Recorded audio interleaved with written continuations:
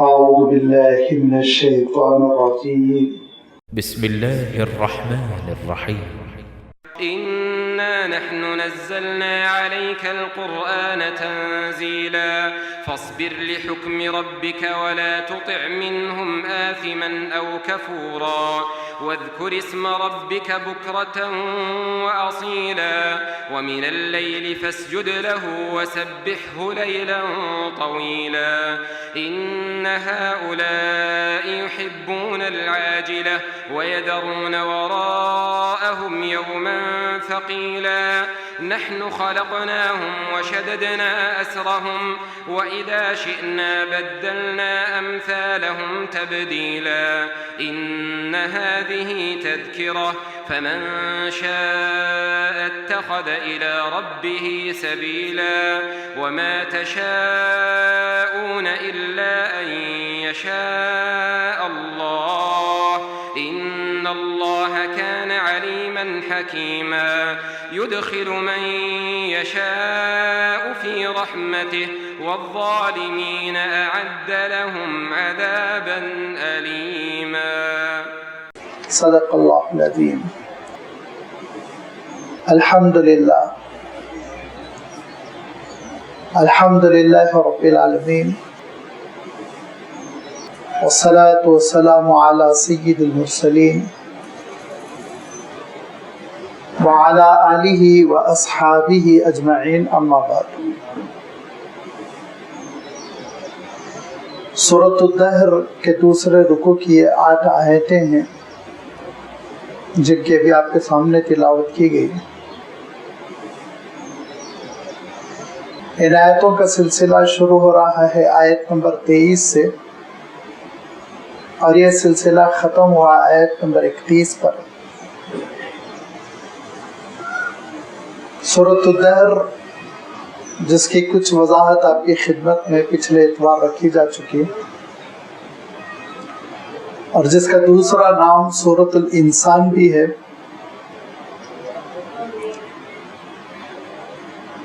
یہ ایک ایسی سورت ہے کہ اس میں اللہ تعالیٰ نے قیامت کے بعد جو مرحلہ ہوگا انسان کا آخری انجام اس کا تذکرہ فرمایا، کیونکہ سورۃ القیامہ میں اللہ تعالیٰ نے قیامت کی معقولیت کا تذکرہ فرمایا کہ قیامت کا عقیدہ بندے مومن کو کیوں رکھنا چاہیے. انسان کا اندرون خود مطالبہ کرتا ہے کہ وہ آخرت کا تصور رکھے، قیامت کا عقیدہ رکھے، جس دن کے انصاف ہوگا، ظالم کیفر کردار کو پہنچیں گے، ناشکر سزا بھگتیں گے، فرما بردار نیک بندے اللہ کی رحمتوں سے مالا مال ہوں گے. وہ کیا حشر ہوگا جو قیامت کے بعد بندوں کا ہوگا. میں نے عرض کیا تھا کہ اللہ تعالیٰ نے مجرموں کا تذکرہ تو ایک ہی آیت میں فرمایا، اِنَّا أَعْتَدْنَا لِلْكَافِرِينَ سَلَاسِلَ وَأَغْلَالًا وَسَعِيرًا. اگرچہ کہ بہت ہی سزا دردناک ہے لیکن اللہ تعالیٰ نے گفتگو پھیلائی نہیں، کیونکہ وہ ارحم الراحمین ہے. اس کے رحمتوں کا تقاضا یہ ہے کہ سزا کا تذکرہ بریفلی ہو، اجمالاً، مختصر سا. اِنَّا أَعْتَدْنَا لِلْكَافِرِينَ، ان شکروں کے لیے ہم نے تیار کر رکھا ہے سلاسل، زنجیریں جسے ان کو باندھا جائے گا، وہ اغلال گلے میں توق پہنایا جائے گا، وہ سعیر اور پھر آگ میں ان کو جھونک دیا جائے گا. اب لازمی بات ہے آگ اس کی کیفیت اور زنجیر اس کی کیفیت اور توق پر کیسے کھینچا جائے گا، کیسے پھینکا جائے گا. اگر اللہ تعالیٰ چاہتا تو یہ تفصیل بیان فرماتا، لیکن اس نے اختصار برتا کہ بروں کا انجام برا ہوگا، بس اتنا سمجھ لو. اور پھر جب نیکوکاروں کا تذکرہ فرمایا، اپنے نیک بندوں کا تذکرہ فرمایا، تو بڑی تفصیل کر دی اللہ تعالیٰ نے اور 3 الگ الگ زمروں کا، 3 گروپس کا، 3 درجوں کا اللہ تعالیٰ نے تذکرہ فرمایا۔ بطور مثال میں نے کہا تھا بس سمجھنے کے لیے ہے، لازمی بات ہے، یہ دنیاوی باتیں آخرت میں چل کر ناپائید سی ہو جائے گی کہ حقیقت باقی نہیں رہے گی، لیکن ہم سمجھ سکتے ہیں کہ ایک پاسنگ کلاس ہوتے ہیں، ایک درمیانی درجے کے ہوتے ہیں، ایک میرٹ میں رہنے والے ہوتے ہیں، فرسٹ کلاس۔ اللہ تعالیٰ نے ایسے ہی 3 جنتیوں کے الگ الگ طبقات کا تذکرہ فرمایا، اور فرمایا کہ ایک طبقہ ایسا ہوگا، ایک گروپ ایسا ہوگا، ایک درجہ ایسا ہوگا کہ جنت میں پہنچنے کے بعد اللہ تعالیٰ کی جانب سے ان کو نعمتیں ملیں گی، اور ان نعمتوں میں ایک مشروب ہوگا، ایک ڈرنک، اسی سے ہم اس کا ترجمہ کر سکتے ہیں کہ پینے کے لیے ایک ایسا مشروب ہوگا کہ من کأس کان مزاجها کافورا، کافور کی اس میں آمیزش ہوگی، کافور ملایا جائے گا۔ جب لفظ کافور آیا تو اللہ تعالیٰ نے ہماری غلط فہمیوں کو دور کر دیا کہ دنیا کا کافور نہ سمجھو، عین یشرب بہا عباد اللہ یفجرونہا تفجیرا، ایک چشمہ ہوگا جنت میں پھوٹ رہا ہوگا، اور بہت ہی اس کی سوندھی سوندھی خوشبو ہوگی، کیف آور اس کا مزہ ہوگا، اس کافور سے ضیافت ہو رہی ہوگی، اور اس کے جام پہ جام وہ پی رہے ہوں گے۔ یہ پاسنگ کلاس ہے، آپ چاہے تو سمجھ رہے، وہ لوگ، وہ درجہ جو الحمدللہ نیکوکار ہے، جنتی ہے، جنت میں پہنچ گئے، اس سے بڑھ کر اور کیا نعمت چاہیے۔ لیکن ان میں اور بھی اچھے لوگ ہوں گے، ممتاز لوگ ہوں گے، نیکیوں کی طرف سبقت کرنے والے ہوں گے، شہداء ہوں گے، اہل اللہ ہوں گے۔ ان کے لیے ارشاد فرمایا کہ غلمان دوڑ رہے ہوں گے، خوبصورت خوبصورت سے لڑکے، جیسے ویٹرز ہوتے ہیں، وہ جام و پیالے لے کر کشتیوں میں دوڑ رہے ہوں گے، اور ان کو جو مشروب پلایا جائے گا اللہ تعالیٰ نے اس کا تذکرہ کرتے ہوئے ارشاد فرمایا کہ یسقون فیہا کأسا کان مزاجها زنجبیلا، زنجبیل کی، یعنی ہم اپنے الفاظ میں اس کو کہہ لیتے ہیں ادرک یا سونٹ، اس کی آمیزش ہوگی، لیکن یاد رکھو اس کو تم دنیاوی ادرک نہ سمجھو، دنیاوی سونٹ نہ سمجھو، عیناً فیہا تسمى سلسبیلا، ایک سلسبیل چشمہ ہوگا، اس سے یہ برآمد ہونے والا مشروب ہوگا، کیف آور ہوگا، بہت ہی لذیذ ہوگا، راحت اس سے ملے گی، انسان کو آرام ملے گا، سرور حاصل ہوگا۔ وَيَطُوفُ عَلَيْهِمْ وِلْدَانٌ مُخَلَّدُونَ، یہ پیالے لے کر دوڑ رہے ہوں گے وہ لڑکے جو ہمیشہ ایک ہی عمر میں ٹھہرے رہنے والے ہوں گے۔ ایسا نہیں 2-4-8 سال کے بعد وہ ریٹائر ہو جائیں، کمزور پڑ جائیں، بوڑھے ہو جائیں، نہیں، ان کی عمریں روک دی جائیں گی، اسی عمر کے وہ ہمیشہ رہیں گے، مخلدون ارشاد فرمایا۔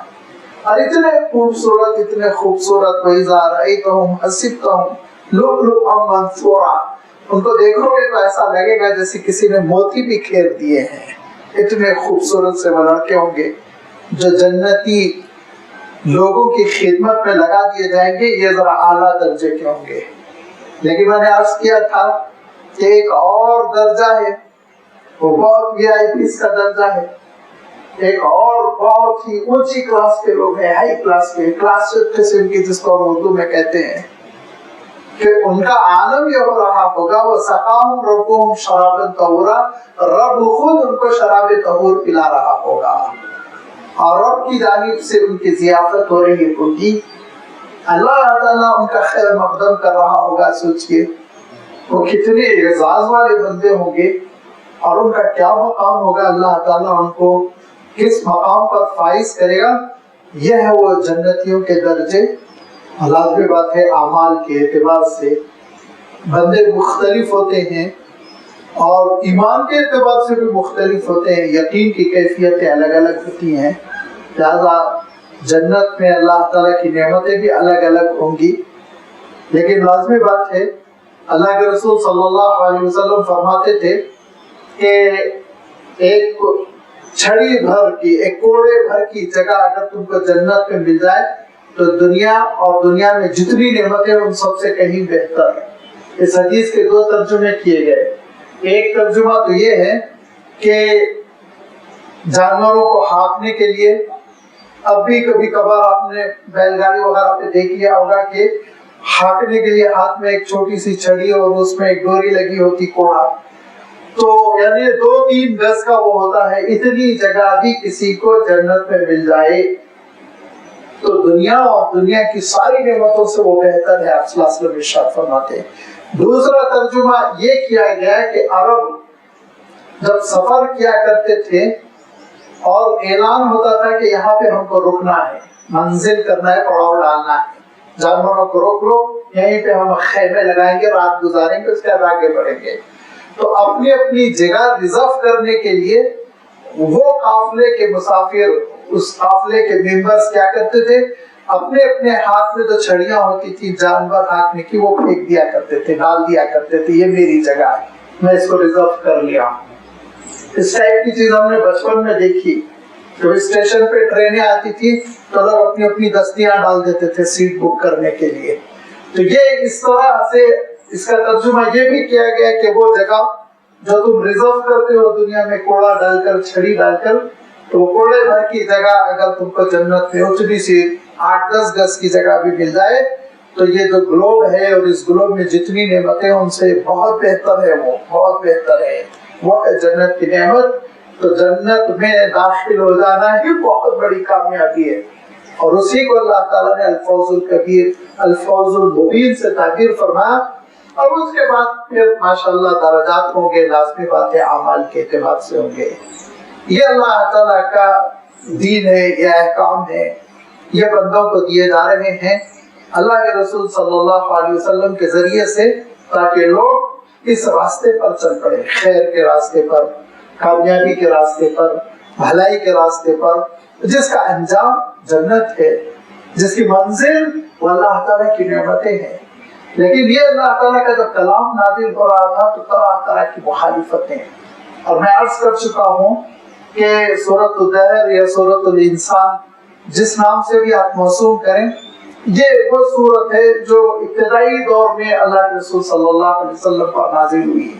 مکہ مکرمہ کا زمانہ ہے، نبوت کا 3-4 سال ہے، اسی زمانے میں یہ سورت نازل ہوئی۔ تو اللہ کے رسول صلی اللہ علیہ وسلم کی مخالفتوں میں ایک بڑی مخالفت، یا آپ یوں کہہ لیجیے ایک مخالفت کی بڑی بنیاد اور اساس یہ تھی کہ یہ قرآن مجید بیک وقت نازل کیوں نہیں ہو رہا ہے، دھیرے دھیرے کیوں؟ پہلی 5 آیتیں نازل ہوئی، پھر اس کے بعد 7-8 آیتیں، پھر 7-8 آیتیں، پھر سورۃ الضحیٰ، دھیرے دھیرے قرآن مجید نازل ہو رہا تھا۔ تو مشرکین مکہ کو یہ اچنبھا تھا، یا یہ کہ وہ بدماشی سے یہ اعتراض کیا کرتے تھے کہ بیک وقت قرآن پاک کیوں نہیں نازل ہو رہا ہے۔ اللہ تعالیٰ ارشاد فرماتا ہے یہ ہمارا کلام ہے، ہمارا فیصلہ، اِنَّا نَحْنُ نَزَّلْنَا عَلَيْكَ الْقُرْآنَ تَنزِيلًا، بے شک ہم آپ پر قرآن کو دھیرے دھیرے نازل کر رہے ہیں، ہم، کوئی اور نہیں، اللہ تعالیٰ نازل کر رہا ہے، یہ اللہ تعالیٰ کا اختیار ہے۔ ان کو کیا حق ہے کہ وہ اس پر اعتراض کریں؟ اللہ تعالیٰ کا کلام اللہ تعالیٰ نازل فرما رہا ہے۔ اِنَّا نَحْنُ نَزَّلْنَا، جب تنزیل نزلنا کا لفظ آتا ہے تو عربی کے اعتبار سے اس کو باب تفعیل کہتے ہیں، تو اس میں مفہوم ہو جاتا ہے دھیرے دھیرے، بتدریج، آہستہ آہستہ۔ تورات ایک وقت دے دی گئی تھی حضرت موسیٰ علیہ السلام کو، تو تورات کو بطور ایگزامپل پیش کرتے ہوئے، اس کی نظیر پیش کرتے ہوئے لوگ کہا کرتے تھے کہ حضرت موسیٰ علیہ السلام کو تو اللہ تعالیٰ نے بیک وقت تختیاں دے دی تھی تورات کی، یہ اگر اللہ کا کلام ہے تو دھیرے دھیرے کیوں نازل ہو رہا ہے؟ لیکن اللہ تعالیٰ نے سورۃ الفرقان میں اس کی پوری وضاحت فرما دی کہ یہ مخالفین کہتے ہیں کہ قرآن مجید ایک بارگی، ایک ہی موقع پہ پورا کیوں نہیں نازل ہوتا ہے؟ اے رسول آپ کہہ دیجئے کذالک لنثبت بہ فؤادک، اس میں بڑی حکمتیں ہیں ان حکمتوں میں سے ایک حکمت کا تذکرہ کیا اللہ تعالیٰ نے سورۃ الفرقان میں کہ لِنُثَبِّتَ بِهِ فُؤَادَكَ، ہم چاہتے ہیں کہ آپ کے دل کو اطمینان کا سامان ہوتا رہے، ثابت قدمی نصیب ہو، دل جمعی نصیب ہو۔ دھیرے دھیرے قرآن مجید نازل ہوتا تھا تو اللہ کے رسول صلی اللہ علیہ وسلم کو بہت تسلی ہوتی تھی، پیچیدہ سے پیچیدہ حالات، مشکل سے مشکل ترین حالات کا سامنا اللہ کے رسول صلی اللہ علیہ وسلم کرتے رہتے، وحی آ جاتی، اللہ کے رسول صلی اللہ علیہ وسلم کو سکون ہو جاتا اور یہ قافلہ آگے بڑھتا چلا جاتا۔ لہذا دل کے سکون کا بڑا سامان تھا۔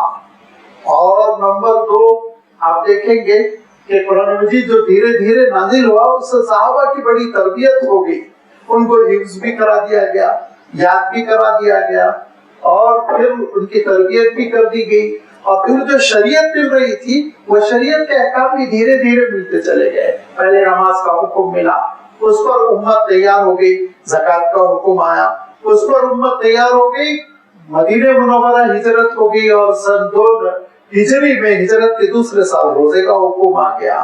ایسے ہی جو چیزیں حرام ہوئی وہ بھی دھیرے دھیرے حرام ہوتی چلی گئی، ایک ایک کر کے حرام ہوئی، تو صحابہ پر عمل کرنا شاق نہیں گزرا، مشکل نہیں ہوا، دھیرے دھیرے وہ اس کے عادی ہوتے چلے گئے۔ تو یہ تربیت کا اس میں بڑا اہم ترین پہلو نمایاں ہے کہ تربیت کے لیے اللہ تعالیٰ نے قرآن مجید کو دھیرے دھیرے نازل کیا۔ اور پھر اگر آپ غور کریں گے تو دیکھیں گے کہ قرآن مجید کو جو دھیرے دھیرے نازل کیا گیا اس میں بڑا چیلنج ہے، مخالفین کو بہت بڑا چیلنج کیا گیا۔ پہلا چیلنج تو یہ تھا کہ اس کا جواب لاؤ۔ بھائی پوری کتاب ایک ساتھ نازل ہوتی تو وہ کہتے کہ اتنی بڑی کتاب ہے بھی جواب اتنا مشکل ہے، 2 آیتیں لاؤ، 5 آیتیں لاؤ، 3 آیتیں لاؤ، 10 آیتیں لاؤ۔ دھیرے دھیرے ان کو چیلنج کیا گیا، تم بھی لو 23 سال کی مدت جواب لکھو، لیکن وہ جواب نہیں دے سکے۔ اچھا، اور یہ بھی دیکھیے آپ کہ اس چیلنج کا ایک نمایاں پہلو بھی یہ ہے کہ ہر رائٹر کا مسئلہ ہوتا ہے۔ بڑے سے بڑے آپ رائٹر کو لے لیجئے، جب وہ جوانی میں لکھتا ہے تو اس کا اسٹینڈرڈ الگ ہوتا ہے، دھیرے دھیرے وہ میچورڈ ہوتا ہے، بوڑھا ہوتا ہے، اور پھر اس کا اسٹینڈرڈ بدلتا جاتا ہے، نظریات تبدیل ہوتے ہیں، نظریات کینسل ہوتے ہیں، فلاں چیز غلط ہو گئی تھی اس کو چینج کر دو، نئے ایڈیشن میں یہ اضافہ کر دو۔ اللہ تعالیٰ نے اپنا کلام نازل کیا، روز اول جو اسٹینڈرڈ تھا، جو اسلوب تھا، جو طرز تھا، جو بات کرنے کا طریقہ تھا، وہ آخری آیت تک باقی رہا، اس میں کسی قسم کی کوئی ترمیم نہیں ہوئی۔ خود اللہ تعالیٰ ارشاد فرمایا لو کان من عند غیر اللہ لوجدوا فیہ اختلافا کثیرا، اگر اللہ کی جانب سے کلام نہ ہوتا ٹکراؤ ہوتا آپس میں، 2-4 سال بعد بات بھول جاتا ہے آدمی اور اپنی بات کی مخالفت میں دوسری بات کہتا ہے، یہ ہوتا رہتا ہے، آپ چیک کر لیجئے۔ لیکن قرآن مجید میں ایسا کچھ نہیں ہے۔ روز اول سے جو قرآن مجید نے بنیادی باتیں اٹھائی وہ آخر دن تک اللہ کے رسول صلی اللہ علیہ وسلم کی حیات طیبہ کے آخری زمانے تک ایک ہی لنگوسٹیکل زبان کے ایک ہی معیار کے ساتھ یہ چیزیں آتی رہی۔ یہ چیلنج ہے، بہت بڑا چیلنج ہے، اور اس چیلنج کو مشرکین مکہ بھی قبول نہیں کر سکے، بعد کے لوگ بھی قبول نہیں کر سکے۔ اللہ تعالیٰ ان کے اعتراض کو کہ قرآن مجید دھیرے دھیرے کیوں نازل ہو رہا ہے، بیک وقت نازل کیوں نہیں ہوتا، اسی اعتراض کو اپنی ایک نعمت کے طور پر بیان فرمایا اِنَّا نَحْنُ نَزَّلْنَا عَلَيْكَ الْقُرْآنَ تَنزِيلًا، ہم ہیں جو قرآن مجید کو تنزیلا دھیرے دھیرے نازل کرتے چلے جا رہے ہیں۔ اب اس کے بعد سے حالات آئیں گے۔ اللہ کے رسول صلی اللہ علیہ وسلم نے توحید کی دعوت دی، اس کے بعد جب توحید کی دعوت لوگوں کو سمجھ میں آنے لگی، اللہ کے رسول صلی اللہ علیہ وسلم نے قیامت کی حقیقت کا تذکرہ فرمایا، شریعت کے بعض احکام نازل ہونے لگے۔ لہذا اب یہ جب اللہ تعالیٰ کا دین نازل ہو رہا ہے تو ایک ہلچل ہے، مخالفت ہے، جھگڑا ہے، اور آپ صلی اللہ علیہ وسلم کے خلاف محض آرائی ہے، اور طرح طرح کی کوششیں ہو رہی ہیں۔ اگر ہم سادے الفاظ میں کہہ لیں تو یہ کہہ سکتے ہیں کہ ڈرانے دھمکانے کی بھی کوشش ہو رہی ہے، دل بہلانے رشوت دینے کی بھی کوششیں ہو رہی ہیں، کچھ دے دلا کے خوش کر دیا جائے۔ آپ نے سنا ہوگا نا اللہ کے رسول صلی اللہ علیہ وسلم کی خدمت میں عتبہ آیا اور اس نے کہا کہ اگر رشتہ چاہتے ہو تو قریش کی سب سے خوبصورت ترین لڑکی پیش کر دیں، دولت چاہتے ہو تو پوری عربوں کی دولت آپ کے قدموں میں ڈال دیں، تو ان کی ہر طرح سے کوشش ہو رہی تھی کہ اللہ کے رسول صلی اللہ علیہ وسلم اسلام کی دعوت سے وڈرا ہو جائیں، رک جائیں، پیچھے آ جائیں. لیکن اللہ تعالیٰ ارشاد فرماتا ہے فاصبر لحکم ربک، اللہ کے اس حکم پر آپ ثابت قدم رہیں گے. نہ ان کی ڈرانے کی دھمکیوں کی کوششیں کامیاب ہو سکتی، نہ ترغیب دلانے کی، رشوت دینے کی کوششیں کامیاب ہو سکتی. آپ کو اللہ کے دین پر ثابت قدم رہنا ہے. جو نکات آپ لے کر چل رہے ہیں، جو دین کی بنیادیں آپ پیش کر رہے ہیں، اس کو پیش کرتے رہنا چاہیے. وَلَا تُطِعْ مِنْهُمْ آثِمًا أَوْ كَفُورًا، اور ان میں سے کسی بھی گناہگار اور ناشکرے کی آپ کوئی رعایت نہیں کریں گے. مفسرین نے فرمایا اور بجا فرمایا کہ آثم جس کا بھی میں ترجمہ کر گیا گناہگار، کفور اس کا ہم نے ترجمہ کیا ناشکرا. یہ ترجمہ صحیح ہے، لیکن اس کے پیچھے جو تفصیل ہے وہ تفصیل سمجھنے کی ہے. فرمایا کہ آثم سے مراد دراصل وہ شخص ہے جو بندوں کے حقوق تلف کر رہا ہے، ظلم کر رہا ہے، حقوق ہڑپ کر کر آپ صلی اللہ علیہ وسلم کے سامنے آ رہا ہے. اور اس کی نمایاں تصویر ابو لہب کی شخصیت میں تھی، جو اللہ کے رسول صلی اللہ علیہ وسلم سے قریبی رشتہ رکھنے کے باوجود جانی دشمن ہوا جا رہا تھا. کفور وہ ناشکرا جو اللہ کے حقوق ادا نہیں کر رہا ہے. اللہ نے نعمتیں ادا کر رکھی ہیں، اللہ تعالیٰ نے اس کے لیے نعمتوں کی بوچھار کر دی، چھپا پھاڑ کر عطا کیا، لیکن شکر گزار نہیں اللہ تعالیٰ کا، اس کے دین کی مخالفت کر رہا ہے. یہ کفور. اور اس کی جو سب سے صحیح تصویر مفسرین نے لکھا وہ ابو جہل کی شخصیت. ادھر ابو لہب جو اللہ کے رسول صلی اللہ علیہ وسلم کا چچا ہے، اور چچا ہونے کی وجہ سے کم سے کم درجے کی بات ہوتی ہے نا کہ رشتہ داری کو نبھا لیا جائے. ٹھیک ہے، تم کو حق نہیں سمجھ میں آ رہا، سچائی کا ساتھ نہیں دینا چاہتے ہو، تمہارے کچھ ذاتی مفادات ہیں جس کو نقصان پہنچ رہا ہے، لیکن رشتہ تو نبھانا چاہیے تھا. اللہ کے رسول صلی اللہ علیہ وسلم نے کیا فرمایا تھا؟ مودۃ فی القربى، کم سے کم جو میری قرابت داری ہے اس کا تو خیال رکھو، اس کا تو خیال رکھو. اپنے یتیم بچے پہ پتھر پھینک رہے ہو، اپنے یتیم بھتیجے پر سنگاری کر رہے ہو، مخالفت کر رہے ہو، جینا دوبر کر رہے ہو، ذرا سوچو تم کیا کر رہے ہو. تو یہ حقوق انسانی، رشتہ داریوں کے حقوق کو تلف کرنے والا اتنا نقصان پہنچتا تھا. اس سے ابو لہب کی تحریک سے، اس کی کوشش سے اسلام کو بہت نقصان پہنچتا تھا، کیونکہ اللہ کے رسول صلی اللہ علیہ وسلم نئے لوگوں میں تشریف جاتے، اسلام پیش فرماتے، قرآن مجید کی آیتوں کی تلاوت فرماتے اور اللہ کی کتاب کی طرف دعوت دیتے، اور پیچھے سے ابو لہب کہنا شروع کر دیتا یہ جادوگر ہے اس کی بات نہ سنو، یہ مجنون ہے اس کی بات نہ سنو، یہ کاہن ہے جوتوشی کی باتیں کرتا ہے اس کی بات نہ سنو. لوگ پوچھتے یہ کون ہے؟ بتایا جاتا یہ محمد ہے جو اپنے آپ کو رسول کہہ رہے ہیں. وہ کون ہے؟ تو کہتے انہی کے چچا ہے. لوگ کہتے جب چچا مخالفت کر رہا ہے تو ہم کیا تائید کریں؟ جب گھر کے لوگ بات نہیں قبول کر رہے ہیں تو ہم اتنا گیا گزرا. آپ ذرا سوچئے، آپ نے دیکھا ہوگا نا کتنی لڑائی چلتی رہتی ہے سیاسی پلیٹ فارم پر، ایک دوسرے کے سلسلے میں کتنے اعتراضات اور بہتان اور الزام تراشی کیا کیا کرتے ہیں، لیکن ان میں سے کوئی مر جاتا ہے تو تعزیتی بیان ضرور دیتے ہیں، بڑے اچھے تھے، مجاہد آزادی تھے، یہ تھے وہ تھے کہہ کر. یہ شخص ابو لہب ان اپوزیشن پارٹیوں کے لیڈروں سے بھی غیر گزرا تھا کہ اللہ کے رسول صلی اللہ علیہ وسلم کے فرزند کی وفات ہوئی تو مجمع میں پہنچ کے کہا کہ تم لوگوں کو فکر کرنے کی ضرورت نہیں ہے، ان محمد الابتر، نعوذ باللہ، محمد کا ذکر نہیں چلنے والا ہے، بیٹا ان کا مر گیا. خوش ہو رہا ہے اللہ کے رسول صلی اللہ علیہ وسلم کے صدمے پر.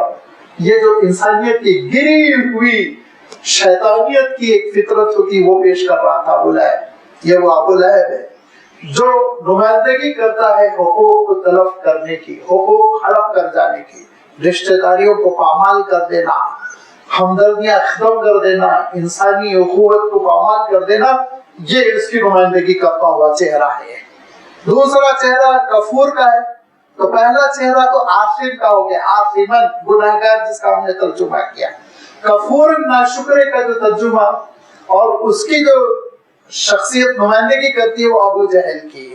ابو جہل کا کیا عالم تھا؟ اللہ تعالیٰ نے دولت دے رکھی تھی، مقام دے رکھا تھا، اور اللہ تعالیٰ نے اس کو ذہانت بھی دی تھی، جس کی وجہ سے اس کا نام ابو جہل تھوڑی تھا، ہشام ابن عامر تھا، اور اس کو قریش کے لوگ ابو الحکم کہتے تھے، جج صاحب، حکم، ججمنٹ کرنے والے، فیصلے کرنے والے، بڑی اچھی رائے ہے، بہت سلیقے سے معاملہ فیصل کر دیتے ہیں، ججمنٹ کر دیتے ہیں، ابو الحکم کہتے تھے۔ یہ تو پہلی مرتبہ اللہ کے رسول صلی اللہ علیہ وسلم نے جب حضرت سمیہ کو یہ شہید کیا تو کہا کہ یہ ابو الحکم نہیں، ابو جہل ہے۔ اس دن سے اس کا لقب ابو جہل پڑا، تو تاریخ میں ابو جہل ہی بن کر رہ گیا، لوگوں کو نہ اس کا اصلی نام معلوم ہے نہ لقب ٹائٹل معلوم ہے، ابو جہل ہی کے نام سے وہ مشہور ہوا۔ یہ ابو جہل کا عالم یہ تھا کہ بڑا ناشکرا، بڑی اللہ کی نعمتیں ملی ہوئی، ذہانت ملی، دولت ملی، اولاد اچھی، بیٹے اچھے، لیکن اللہ کی بات ماننے تیار نہیں۔ اور اس کا عالم یہ کہ اللہ کے رسول صلی اللہ علیہ وسلم کے قتل کے در پہ کئی کوششیں کی اس نے، اللہ کے رسول صلی اللہ علیہ وسلم کو شہید کرنے کی، ناکام ہوتا چلا گیا۔ بڑا سا پتھر چٹان ڈالنے کی کوشش کی۔ آپ نے واقعہ پڑھا ہوگا، سیرت کا بہت مشہور واقعہ ہے کہ صحن کعبہ میں جب اللہ کے رسول صلی اللہ علیہ وسلم صبح کی نماز، ابھی 5 نمازیں بھی فرض نہیں ہوئی تھی، صبح کی نماز اللہ کے رسول صلی اللہ علیہ وسلم سویرے سویرے پڑھتے تھے، تو رکن یمانی اور حجر اسود کے بیچ میں اللہ کے رسول صلی اللہ علیہ وسلم نماز پڑھ رہے تھے، ایک اتنی بڑی چٹان لے کر آپ صلی اللہ علیہ وسلم کے سر پر ڈالنے کی کوشش کی، لیکن پیچھے پلٹ کر بھاگا، اور چہرے کا رنگ بدلا ہوا تھا، گھبراہٹ، اور چہرہ سفید پڑ گیا۔ لوگوں نے کہا ابو الحکم کیا ہو گیا تم کو؟ اس نے کہا کہ میں نے ایک اتنا خطرناک جانور دیکھا جو جبڑے پھاڑے ہوئے میری طرف آ رہا تھا، اور ایسا لگ رہا تھا وہ مجھے بگڑ لے گا، زندگی میں اتنا بڑا جانور میں نے نہیں دیکھا۔ تو اللہ تعالیٰ اللہ کے رسول صلی اللہ علیہ وسلم کی حفاظت فرما رہا تھا، یہ اپنی کوششوں میں ناکام ہوا۔ اسی کی رائے تھی ابو جہل کی کہ قریش کا خاندان کا ہر نوجوان وہ بیک وقت اللہ کے رسول صلی اللہ علیہ وسلم پر قاتلانہ حملہ کرے تو بنی ہاشم کسی سے بھی خون بہا نہیں مانگ سکیں گے، جنگ نہیں کر سکیں گے، لڑ نہیں سکیں گے، کام تمام ہو جائے گا، نعوذ باللہ۔ لیکن اللہ تعالیٰ نے ہجرت پر اللہ کے رسول صلی اللہ علیہ وسلم کو روانہ کر دیا تھا۔ یہ ابو جہل جس کا عالم یہ کہ بڑا ناشکرا، اور اسی وجہ سے بڑی ذلت کی موت اس کی ہوئی۔ 16 سال کے بچوں نے پہلے اس کے گھوڑے کو بٹھا دیا، پھر اس کو بٹھا دیا۔ حضرت عبداللہ ابن مسعود رضی اللہ تعالیٰ عنہ فرماتے ہیں جب جنگ ختم ہو گئی تو ابو جہل کی تلاش ہوئی، یہ کہاں ہے؟ بھاگ گیا یا گرفتار ہوا۔ شام ہو رہی تھی، دیکھا ایک جگہ سے سسکنے کی آواز آئی تو وہ ابو جہل تھا۔ میں نے اس کے سر کے بال پکڑے اور اس کو اٹھانے کی کوشش کی تو اس نے کہا کہ مجھے یہ بتاؤ کہ جنگ کا کاسا کس طرف ہے، کون جیتا جنگ؟ تو حضرت عبداللہ ابن مسعود نے کہا کہ وہ جیتے جس سے تجھے جلن ہونے والی ہے، جنگ انہوں نے جیتی جس سے تجھے تکلیف ہونے والی ہے، مسلمانوں کا پلڑا بھاری رہا، اور اب تیرا کام تمام میں کر رہا ہوں اور تیرا سر میں اللہ کے رسول کی خدمت میں پیش کروں گا۔ تو اس نے یہ جملہ کہا، آخری جملہ، کہ یہ بکری چرانے والے کو بھی کیا مقام ملا کہ ابو جہل جیسے سورما بڑی شخصیت کے سینے پہ پیر رکھ کے اس کو قتل کرنے جا رہے ہیں، مر رہا ہے لیکن غرور اس کا ساتھ نہیں چھوڑا۔ یہ کفورا، یہ دو چہرے اللہ تعالیٰ نے یہاں پر ساری انسانیت کے سامنے گویا نمایاں فرمائے کہ ایک تو یہ کہ بندوں کے حقوق تلف کر کر دین کے اوپر عمل نہ کرنا، یا پھر یہ اللہ کے حقوق کو تلف کر کر ناشکراپن کرنا۔ لہذا ایسے دونوں شخصیتوں، یہ دونوں صفات والوں کی کوئی رعایت نہ کی جائے، اور آپ آگے بڑھتے چلے جائیں، آگے بڑھتے چلے جائیں، اور آگے بڑھنے کے لیے جو آپ کے لیے ہتھیار ہوگا وہ کیا ہے؟ وَاذْكُرِ اسْمَ رَبِّكَ بُكْرَةً وَأَصِيلًا، کہ پروردگار کے نام کا آپ ذکر کرتے رہیں۔ اسم ربی کا، ہمیشہ میں کہتا ہوں نام میں بھی برکت ہے، اللہ اللہ کہنا بھی بہت بڑی بات ہے، اللہ اللہ کہنا، نام لے لینا، اس میں بھی بہت بڑی برکت ہے۔ وَاذْكُرِ اسْمَ رَبِّكَ، اور اپنے رب کے نام کا ذکر کیجئے صبح شام۔ لہذا فرمایا کہ تینوں ذکر مراد ہے یہاں پہ، وہ ذکر جس کو یہ کہا گیا ذکر خاص، ذکر عام، ذکر دوام۔ ذکر خاص کیا ہے؟ نماز کی شکل جو اللہ تعالیٰ نے خود عنایت فرمائی، اس میں کوئی تبدیلی نہیں ہو سکتی۔ ذکر عام کیا ہے؟ ذکر عام یہ ہے کہ سبحان اللہ بحمدہ کہنا، درود شریف پڑھنا، قرآن پاک کی آیت پڑھنا، الحمدللہ کہنا، اللہ اکبر کہنا، بسم اللہ کہنا، کسی بہانے اللہ تعالیٰ کا نام لینا۔ اور ذکر دوام کیا ہے؟ دن بھر کے لیے اللہ کے رسول صلی اللہ علیہ وسلم نے جو ذکر کی شکلیں بتلائیں، صبح ہو تو یہ دعا پڑھو، شام ہو تو یہ دعا پڑھو، بیت الخلا جانے لگو تو یہ پڑھو، فارغ ہو جاؤ تو یہ پڑھو، کھانے سے پہلے یہ پڑھ لو، کھانے کے بعد یہ پڑھو، سونے کے لیے بستر پر جاؤ تو یہ پڑھ لو، صبح آنکھ کھل جائے تو یہ پڑھ لو۔ یہ تمام یہ وہ اذکار ہیں جب بندے کی زبان پہ جاری ہو جاتے ہیں تو ایک وقت آتا ہے کہ اس کو سلطان الذکر کی لذت ملتی ہے، جس کے معنی ہوتے ہیں اہل اللہ کے نزدیک، صوفیہ کے نزدیک، کہ ایسا ذکر کہ جسم کا ہر عضو اللہ کو یاد کرنے لگتا ہے، ہر عضو سے ذکر جاری ہونے لگتا ہے۔ یہ ذکر اللہ کا ہمیشہ اس کو یاد رکھنا، یہ آپ کا ہتھیار ہے ساری مخالفتوں میں اور ساری آپ کے خلاف محض آرائیوں میں۔ آپ کی ساتھ دینے والی جو چیز ہے وہ اللہ کو یاد رکھنا، اس کا ذکر کرتے رہنا۔ اس میں زبان کی حفاظت ہے، اس میں ذہن کی حفاظت ہے، اس میں آنکھوں کی حفاظت ہے، اس میں انسان کے پورے جسم کی حفاظت ہے کہ جو بندہ اللہ کو یاد رکھے گا، اس کا ذکر کرتا رہے گا۔ لازمی بات ہے بسم اللہ کہہ کے غیبت تھوڑی شروع کرے گا، لازمی بات ہے بسم اللہ الرحمن الرحیم کہہ کے جھوٹ تھوڑی بولے گا، وہ گیا گزرا ہوگا کوئی یہ حرکت کرے، ورنہ تو عام آدمی کی حرکت نہیں کرے گا۔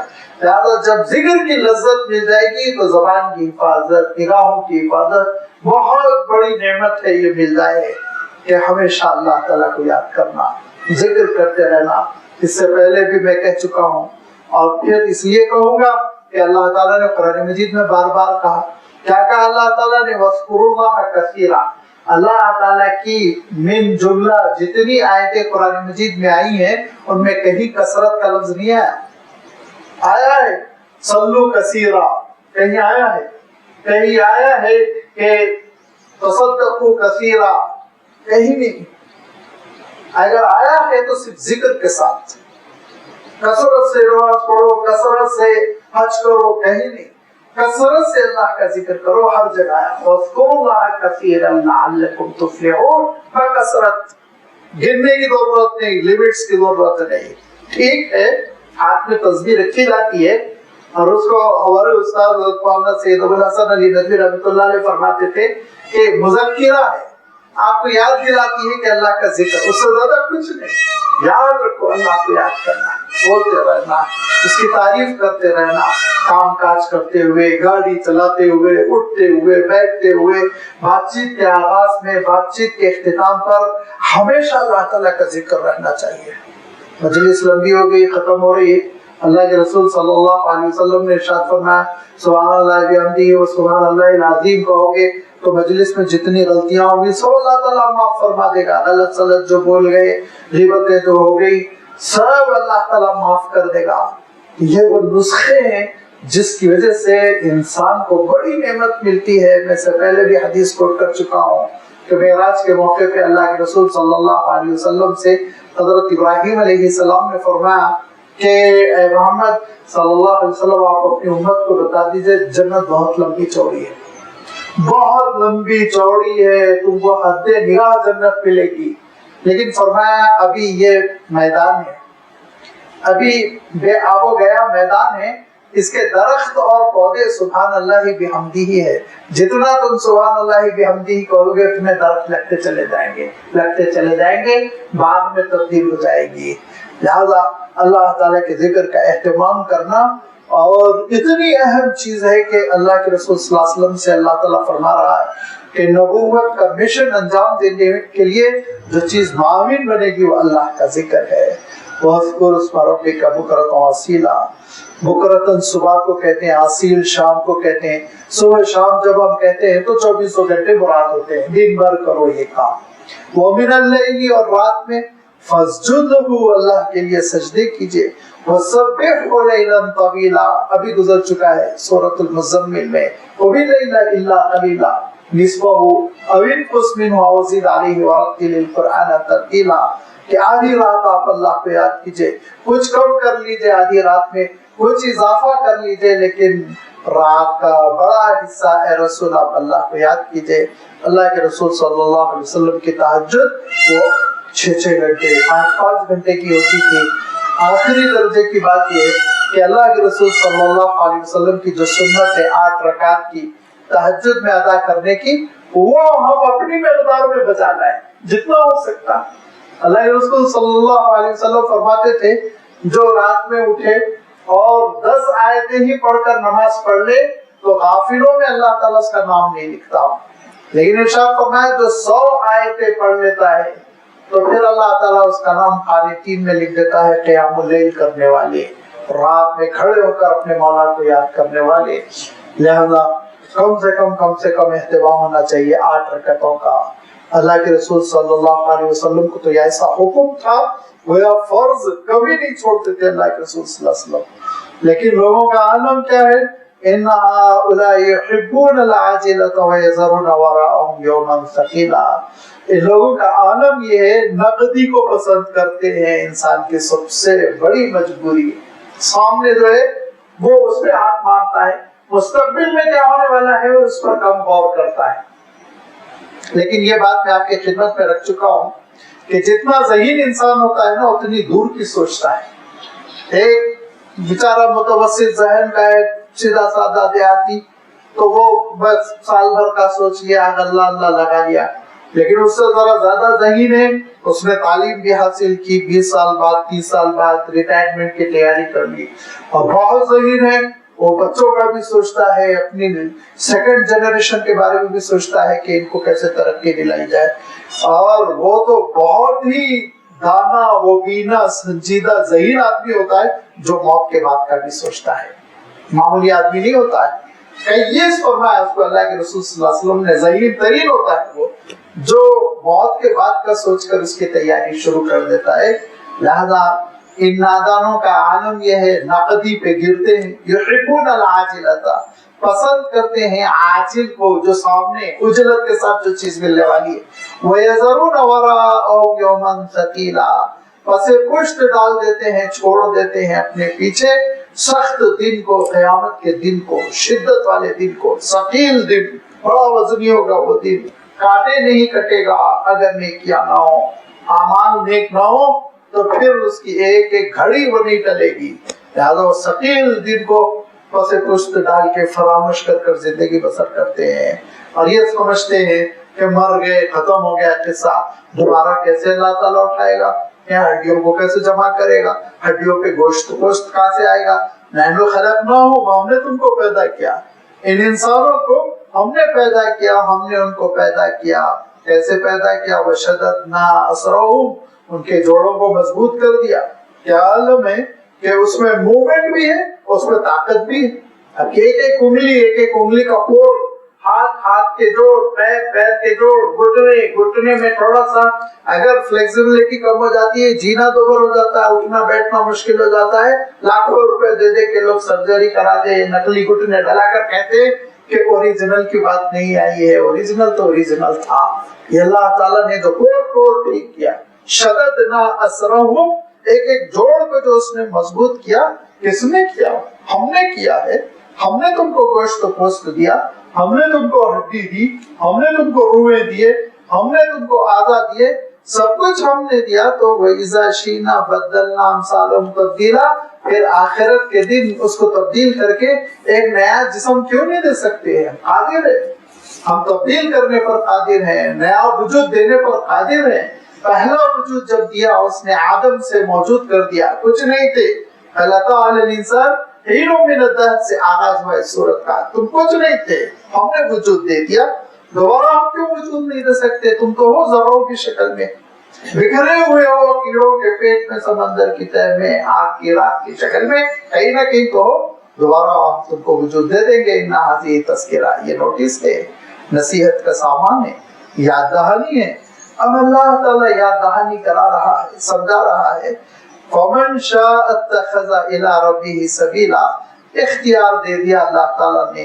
فَمَنْ شَاءَ، جو چاہے وہ اپنے رب کا راستہ اختیار کر لے، اور جو چاہے وہ تباہی کے راستے پر چلے، برباد ہو جائے۔ فمن شاء اتخذ الى ربه سبیلا، لیکن ایک بات یاد رکھو، ما تشاءون الا ان یشاء اللہ، تمہارے چاہنے سے کچھ نہیں ہوتا، اللہ کی مشیت بھی ضروری ہے۔ وما تشاءون، اے انسانوں تم کچھ نہیں چاہتے، الا ان یشاء اللہ، مگر یہ کہ وہ اللہ کی مشیت سے ہوتا ہے، اللہ کے حکم سے ہوتا ہے، لہذا اس کو راضی کرو، اس سے توفیق مانگو، اس سے ہدایت مانگو، اس کی خوشامد کر کے اس کو تیار کرنے کو تم کو توفیق دے دے، کام کرنے کی مہلت دے دے۔ وہ پروردگار کا عالم یہ ہے کہ وہ چاہے تو پیٹوں کو لکڑی کا کر دے، جھک نہ سکے اللہ تعالیٰ کے دربار میں۔ اس کا عالم یہ ہے کہ وہ چاہے تو توفیق سے تم کو ایسے محروم کر دے کہ تم پر مصروفیت کو ایسے مسلط کر دے تم چاہتے ہوئے بھی نماز نہ پڑھ سکو، اور اگر وہ چاہے تو پھر تم مسجد کے دروازے پہ تڑپ کر رہ جاؤ، دروازہ تمہارے لیے نہ کھلے۔ یہ اس کے اختیارات ہے، لہذا اس کو خوش رکھو اور اس کو راضی کرو اور اس سے دعا کرو کہ وہ تم کو توفیق عطا کرے۔ اہدنا الصراط المستقیم، صراط مستقیم پر تم کو گامزن رہنے کے لیے اس سے توفیق مانگو۔ ان اللہ کان علیما حکیما، بے شک اللہ تعالیٰ بہت علم رکھنے والا، بہت ہی حکمت رکھنے والا ہے، ہر کام میں اس کے ایک حکمت ہوتی ہے، ایک دانائی ہوتی ہے جو ناقص العقل انسان نہیں سمجھ پاتا۔ غور کرنے سے بعض چھوٹی چھوٹی باتیں سمجھ میں آتی ہے۔ لہذا فرما دیکھو اس کی مشیت کا عالم یہ ہے، ایسا قادر مطلق ہے، ایسا قابو رکھنے والا ہے، کوئی اس کو روک نہیں سکتا کہ یدخل من یشاء فی رحمتہ، جس کو چاہے وہ اپنی رحمتوں میں داخل کر لے، جس کو چاہے وہ اپنی رحمتوں سے محروم کر دے، یہ اس کا اختیار کھلے۔ لہذا بندگی کی ضرورت ہے، عاجزی کی ضرورت ہے، اپنے آپ کو مجبور اس کے دربار میں کر کر بتا کر اس سے بھیک مانگو، اس سے بھیک مانگو توفیق کی، اس سے بھیک مانگو اس کی رحمتوں کی، اور جب وہ تمہاری طرف مائل بکرم ہوگا تمہارے لیے راستے کھلتے جائیں گے، عبادتوں کے راستے کھول دے گا، اس کی راہ میں خرچ کرنے کے راستے کھول دے گا، اس کی خوشنودی کے چاہنے کے راستے تمہارے لیے ہموار فرما دے گا۔ اور ورنہ اگر اکڑ کر رہو گے، ناشکرہ، جو ابو جہل کا چہرہ میں نے ابھی آپ کی خدمت میں رکھا نا کہ پورے ناشکروں کا گویا وہ سردار، والظالمین، ایسے ظالموں کے لیے اعد لهم عذابا الیما، دردناک عذاب اس نے تیار کر رکھا ہے، ذلت والا عذاب، جو غرور کا، تکبر کا انجام ہوتا ہے، اللہ کی بندگی میں عار محسوس کرنے والوں کا جو انجام ہوتا ہے، وہ انجام دیکھنا ہو تو ابو جہل کا دیکھ لو کہ کیسے ذلتوں کے ساتھ مارا گیا ہے، کوئی پرسان حال نہیں، اس کا بیٹا اس کو دفنانے کے لیے نہیں آیا، اس کی اولاد اس کی میت کو کاندھا دینے کے لیے نہیں آئی، ایک گڑھے میں ڈال کر پتھر پھینک کر گڑھے کو بند کر دیا گیا۔ یہ حشر ہوتا ہے فرعون کا، ابلیس کا، نمرود کا، ابو جہل کا، جو اللہ تعالیٰ کے مقابلے میں غرور کے ساتھ آ جاتا ہے۔ لہذا توڑو اپنے غرور کی چادر کو، کاٹو اور بندگی کے ساتھ اللہ تعالیٰ کے دربار میں حاضر ہو جاؤ، اس سے توفیق مانگو، رحمت مانگو، دعائیں کرو، دعاؤں کا اہتمام کرو، پھر وہ تمہارے لیے اپنے رحمت کے دروازے کھول دے گا، اعمال آسان ہو جائیں گے، اور اعمال آسان ہو جائیں گے تو اللہ کی رحمتوں کی بارش ہوگی اور بندہ کامیاب ہوگا۔